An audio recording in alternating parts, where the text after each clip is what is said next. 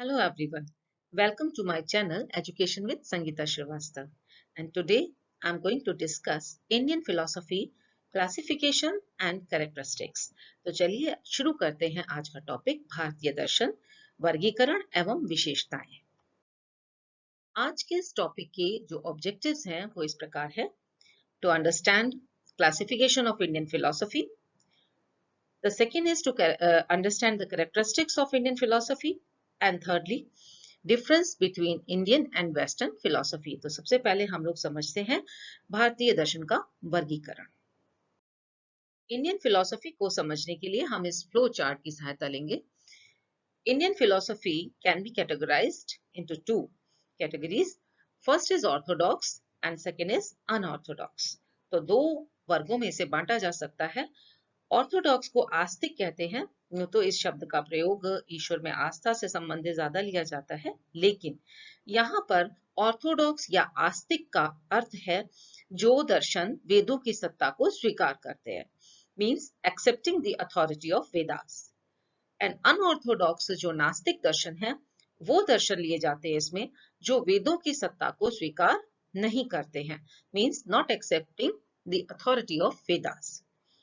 First of all जो Orthodox जो philosophy है, इंडियन फिलोसफी आस्तिक दर्शन, वो मुख्यतः 6 हैं, इसीलिए इन्हें षड दर्शन के नाम से जाना जाता है। इनको भी आगे दो कैटेगरी में बांटा जा सकता है। अनीश्वरवादी दर्शन एथीस्ट, जिसमें कि सांख्य दर्शन और पूर्व मीमांसा दर्शन आते हैं, और बाकी 4 जो दर्शन है वो ईश्वरवादी है, थीस्ट फिलोसफी कहलाती है, जिसमें कि योग, न्याय, वैशेषिक, वेदांत। वेदांत दर्शन को हम लोग उत्तर मीमांसा के नाम से भी जानते हैं। तो ये जो 6 फिलॉसफी हैं, ये एथीस्ट एंड थीस्ट यानी अनीश्वरवादी और ईश्वरवादी दोनों ही कैटेगरी वेदों की सत्ता को स्वीकार करती हैं, चाहे वो ईश्वर को मानती हैं या नहीं, परंतु वेदों की सत्ता को स्वीकार करती हैं। दूसरी तरफ जो कैटेगरी है वो है अनऑर्थोडॉक्स या नास्तिक दर्शन। इन्हें भी दो प्रकार के माना जा सकता है। एक तो पूर्णतः भौतिकवादी दर्शन है जो कि वेदों की सत्ता को स्वीकार भी नहीं करते हैं, लेकिन मटेरियलिस्टिक है। इसमें आता है लोकायत या चारवाक दर्शन। और दूसरा जो इसमें आप देख रहे हैं स्पिरिचुअल और जैन बौद्ध दर्शन इसमें आते हैं। ये दोनों फिलॉसफी स्पिरिचुअल फिलॉसफी कहलाती हैं। नेक्स्ट हम लोग समझेंगे कैरेक्टरिस्टिक्स ऑफ इंडियन फिलॉसफी यानी भारतीय दर्शन की विशेषताएं। तो प्रमुख रूप से भारतीय दर्शन की जो सबसे महत्वपूर्ण विशेषता है वो है इसका आत्मावादी होना, यानी आत्मा को ये सभी दर्शन स्वीकार करते हैं। दूसरा भारतीय दर्शन की विशेषता है लॉ ऑफ कर्म। कर्म का एक नियम मानकर चलते हैं कि किस प्रकार कर्म के फल मिलते हैं, और उसी से जुड़ा हुआ एक कंसेप्ट बहुत महत्वपूर्ण वो है पुनर्जन्म यानी कि ट्रांसमाइग्रेशन। तो ट्रांसमाइग्रेशन किस प्रकार से ये भारतीय दर्शन स्वीकार करते हैं और कैसे उसका डिफाइन करते हैं, उस अलग अलग तरीके की एक्सप्लेनेशन मिलते हैं, परंतु स्वीकार सब करते हैं। तीसरी बात आती है इमेंसिपेशन। चौथी बात मोक्ष। सभी दर्शन में ये कंसेप्ट को पाया गया है, तो इसीलिए ये जनरल कैरेक्टरिस्टिक है मोक्ष की जो विशेषता है। नेक्स्ट आता है फिफ्थ, philosophy या दर्शन is an integral part of life.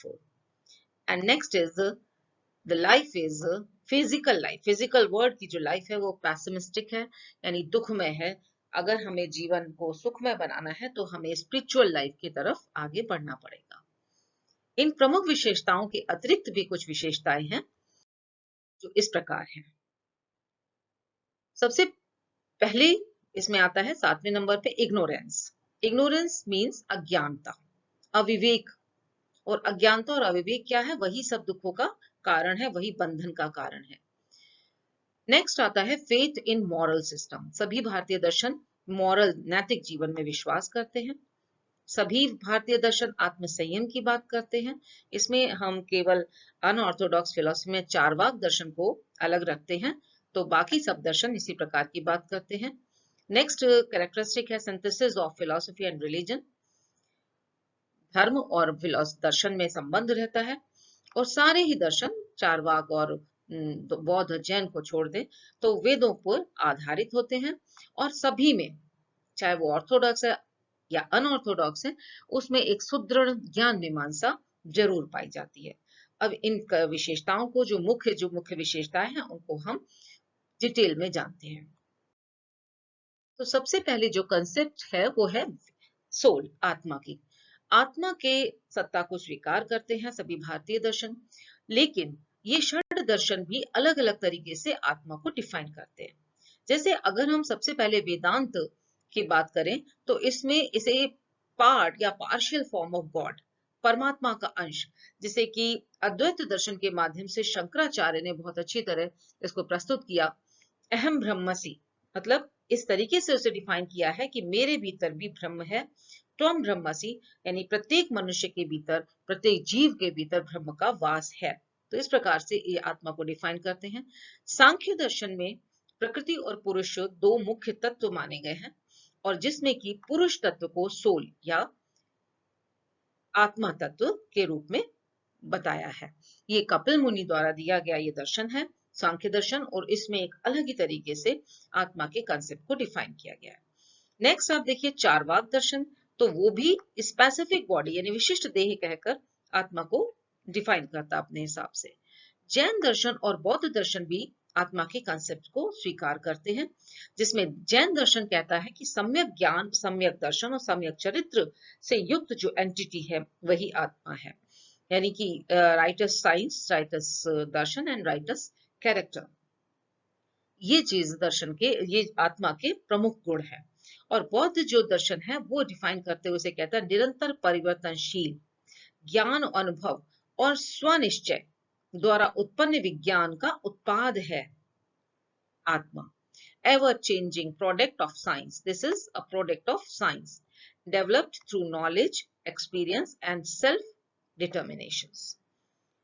Next जो दर्शन के, भारतीय दर्शन की विशेषता है वो है लॉ ऑफ कर्म।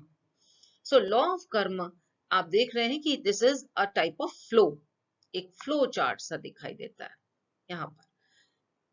ये दर्शन, भारतीय दर्शन ज्यादातर कर्म को मानते हैं और कहते हैं कि कर्म के जो इंप्रेशंस हैं वो माइक्रो बॉडी, सूक्ष्म शरीर या फिर हमारे कंसाइंस पर पड़ते हैं, और देह त्याग के बाद यानी कि हमारी मृत्यु के बाद भी वो हमारे साथ रहते हैं।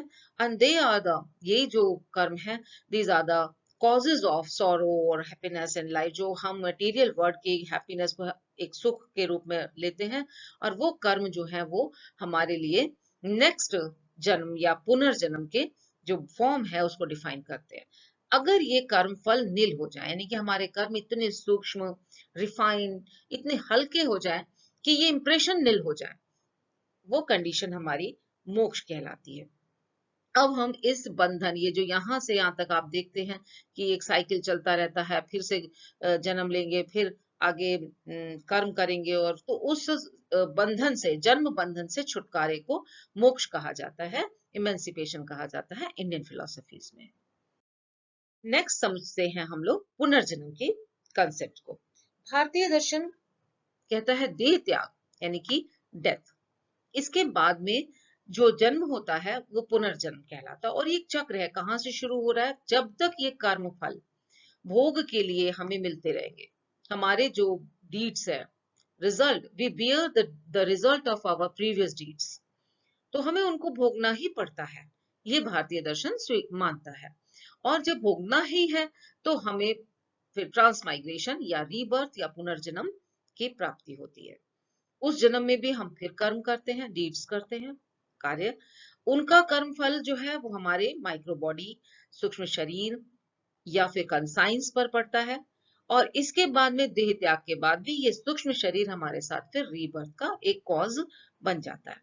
लेकिन इन बिटवीन अगर हमारे कर्म प्रभाव शून्य हो जाते हैं तो फिर यहीं पर मोक्ष की अवस्था आती है, जन्म बंधन से छुटकारा मिल जाता है, कर्म हल्के हो गए, उनका प्रभाव जीरो हो गया, शून्य हो गया, तो हमें मोक्ष की प्राप्ति हो गई। तो जितने भी ऋषि, मुनि, तपस्वी ये मोक्ष तक पहुंचने का ये रास्ता लेते हैं कि अपने कर्मों को, अपने निर्लिप्त भाव से जीवन को जीते हैं, जैसा कि भागवत गीता में भी बताया गया है।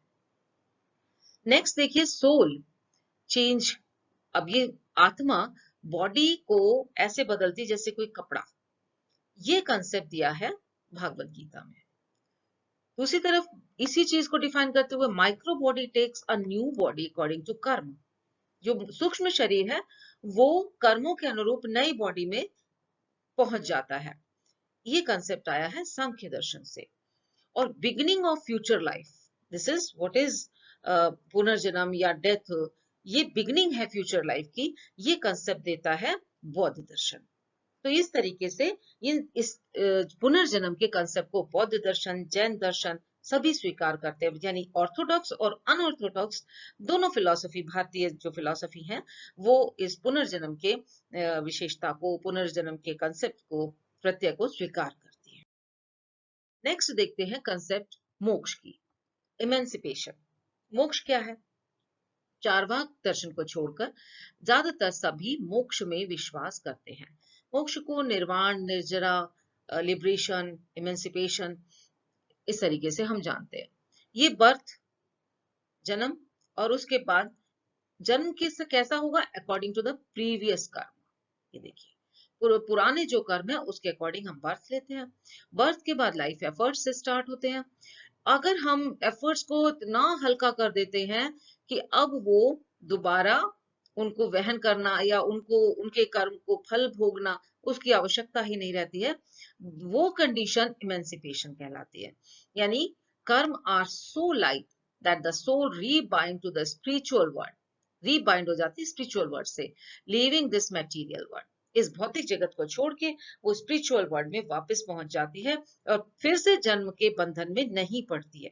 This condition is called emancipation according to Indian philosophy. बाकी जो विशेषताएं हैं उसमें है philosophy is integral part of life, जैसा कि डॉक्टर एस राधाकृष्णन ने भी कहा, Indian philosophy is a life for, philosophy is for life. और नेक्स्ट आता है पैसिमिज्म या लिबरेशन फ्रॉम इट। इस जो पैसिमिज्म है, दुख है, जीवन दुख में है और इससे मुक्ति का मार्ग भी है, बौद्ध दर्शन ने भी कहा। So understanding the cause of all the suffering of material world and finding the way of liberation from the suffering is the base of all Indian philosophy.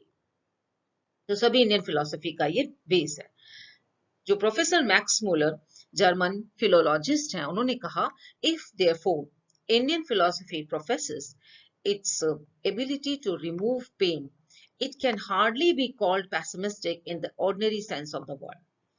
अगर वो पेन को खत्म ही करती है, आपको छुटकारा देती है कि जो भौतिक सुखों को आप सही मान लेते हैं और ये इटर्नल हैप्पीनेस की तरफ ले जाती है, तो फिर ये पैसिमिस्टिक नहीं हो सकती, ये पूर्णतः आशावादी दर्शन है, ऐसा मैक्स मूलर ने डिफाइन किया। आगे हम समझते हैं जो बाकी के जो विशेषताएं हैं उसमें आता है इग्नोरेंस। इग्नोरेंस का मतलब अज्ञानता। किस चीज से अज्ञानता? किसको अविवेक कहेंगे? अविवेक यानी नॉन डिस्क्रिमिनेशन। आप डिस्क्रिमिनेट नहीं कर पा रहे हैं, तो किसके बीच में डिस्क्रिमिनेशन होना चाहिए? शाश्वत और नश्वर के बीच, यानी जो इटर्नल है, सनातन है, और जो पैरिशेबल है। इन दो के बीच अगर आपको डिफरेंस ही नहीं पता है, तो वही सारा रूट कॉज है आपके बंधन का, सारा रूट कॉज है वो आपके दुखों का। आप मटेरियल वर्ड को सही मानने लगते हैं। अब इसके लिए क्या करना चाहिए? नेक्स्ट, ये सारे भारतीय दर्शन मॉरल सिस्टम में, एक नैतिक जीवन में आस्था रखते हैं और इसके लिए 4 आश्रम बताते हैं। देखिए 4 आश्रम कौन से हैं? ब्रह्मचर्य, गृहस्थ, वानप्रस्थ और संन्यास। Means celibacy, student life. Student life भारतीय दर्शन मानते हैं कि बहुत ही पायस, बहुत ही कंट्रोल्ड और रिफाइन सी होनी चाहिए और बहुत ज्यादा उसमें आत्मसंयम रखते हुए पूरी तरीके से शिक्षा की तरफ केंद्रित जीवन होना चाहिए। Simple living and higher thinking, that is the gist of this celibacy या ब्रह्मचर्य या इंडियन जो स्टूडेंट लाइफ है उस जीवन का। नेक्स्ट कहते हैं इसके बाद में जो स्टेज आती लाइफ की, that is household life.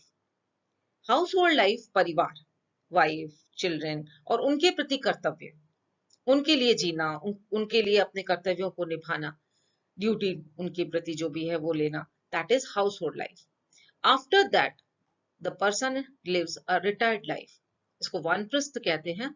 And then renounced life, यानी कि अब संन्यास। अब सारे मोह जितने भी बंधन हैं उनसे आप अपने आप को धीरे धीरे हटाते जाइए, तभी आप सुखी रह सकते हैं। अगर व्यक्ति जीवन के अंतिम समय तक अपने सारे बंधनों में बंधा रहता है तो उसे हर पल अपने जीवन में के लिए बड़ा मोह बना रहता है और वो मुक्त नहीं हो पाता है। तो उस मुक्त जीवन, उस मोक्ष के लिए अगर तैयार होना है तो संन्यास की तरफ, संन्यास जैसा एक माइंडसेट आपके भीतर आना ही चाहिए। ये नैतिक जीवन में जो आस्था है, इस तरीके की मॉरल जो सिस्टम है, ये भारतीय दर्शन देता है। नेक्स्ट देखते हैं एम्फेसिस ऑन सेल्फ कंट्रोल, स्वनियंत्रण पर बल। इसमें दिए हैं इन्होंने 4 कंसेप्ट, जिसमें आता है कर्म, काम, अर्थ, धर्म और मोक्ष। काम इज प्लेजर, प्लेजर का भी लाइफ में महत्वपूर्ण स्थान है, महत्वपूर्ण है, इंपॉर्टेंट है, बट विद सेल्फ कंट्रोल। अर्थ, पैसा भी होना चाहिए, धन भी होना चाहिए, लेकिन कंट्रोल फॉर्म में, यानी आप बहुत ज्यादा इकट्ठा करें, जमा करने लगें और वो आपके जीवन में कभी काम नहीं आ रहा है, आप कई पीढ़ी के लिए जमा कर रहे हैं, ये चीजें नहीं होनी चाहिए। धर्म, धारण योग्य आचरण आपको सेल्फ कंट्रोल देता है और मोक्ष की कामना भी आपको सेल्फ कंट्रोल की तरफ ले जाती है। और नेक्स्ट है synthesis of the philosophy and religion. ये सभी जानते हैं, जनरली वेद में आस्था रखते हैं भारतीय दर्शन, और सभी में जो एपिस्टेमोलॉजी है या ज्ञान मीमांसा है वो बहुत ही सुदृढ़ है, स्ट्रॉन्ग है। अब हम समझते हैं difference between Indian and western philosophy. So Indian philosophy soul की कंसेप्ट को मानती है, लेकिन माइंड को सिक्स्थ सेंस मानती है, छठी इंद्रिय। माइंड को सोल के लिए कुछ यूज नहीं किया जाता है, जबकि वेस्टर्न फिलॉसफी में माइंड्स कुछ ही फिल्म मानती है पहली बात तो, और अगर मानती भी है तो उसे इंटेलेक्ट और माइंड के शब्दों में भी उसको डिफाइन करती, प्रकट होती है, दिखाई देती है।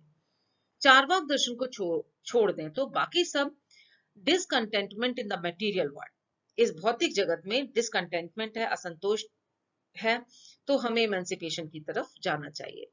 यहाँ पर वेस्टर्न में देखें तो आइडियलिज्म बिलीव करता है केवल स्पिरिट, और बाकी स्पिरिचुअल वर्ल्ड ऑफ आइडियाज की तरफ प्रिपेयर करता है, बाकी सब डिसकंटेंटमेंट तो एटलीस्ट नहीं देखते हैं मटेरियल वर्ल्ड में।